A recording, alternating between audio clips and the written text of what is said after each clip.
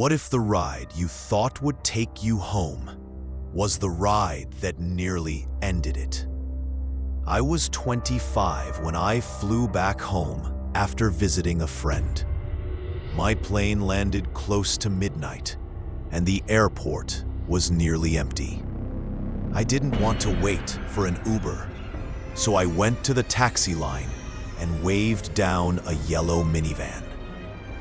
The man driving looked to be in his 40s, with a stiff smile. He said he'd take me home for $30, which sounded cheap. The ride started out quiet, but I noticed the way his eyes kept finding me in the rearview mirror. He began asking questions: where I was from, why I was alone, if I had a boyfriend. His tone got more and more personal, until it felt less like small talk and more like probing. When he asked for my boyfriend's name, I lied and said I didn't feel like talking. That's when I realized something was wrong. My exit was coming up, and he drove right past it. I told him twice, but he ignored me until the next one. His jaw was tight, his eyes hard. My pulse was racing. We stopped at a red light, and I knew I couldn't stay in that van. In a split-second decision, I grabbed my bag, yanked the door open, and ran to a nearby gas station. The driver shouted after me, but he didn't chase me. He just sped away.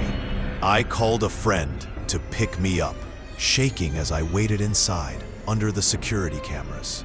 To this day, I don't know if that man was really a taxi driver or if he was using a stolen cab to lure in passengers who were alone.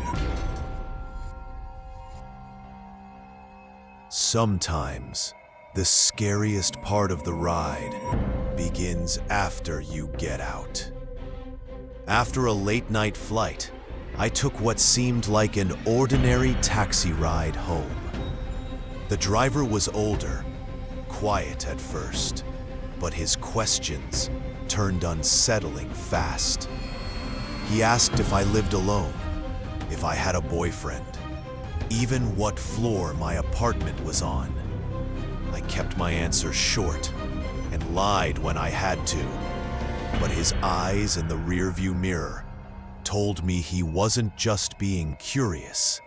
When we reached my street, I noticed something terrifying.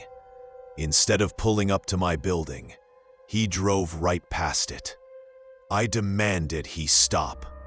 He ignored me at first, then pulled over a block too far, insisting this was my place. I didn't argue. I just grabbed my bag and got out. My gut screamed at me to walk the opposite direction. Sure enough, when I looked back, his van was still idling with the headlights off, watching me. I hurried into a corner store that was still open and asked the cashier to let me wait inside.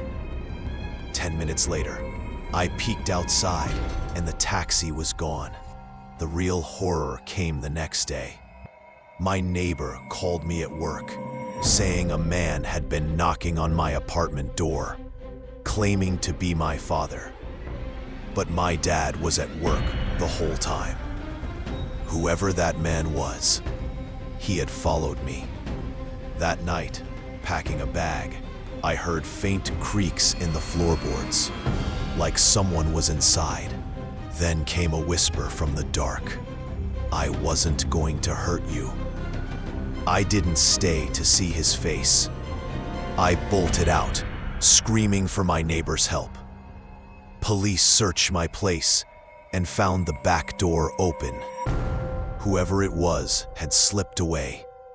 Since that night, I never take random taxis anymore, because you never really know who's behind the wheel. If this story sent chills down your spine, make sure to hit that subscribe button and turn on notifications because I have even darker true horror stories waiting for you. And trust me, you don't want to miss what's coming next.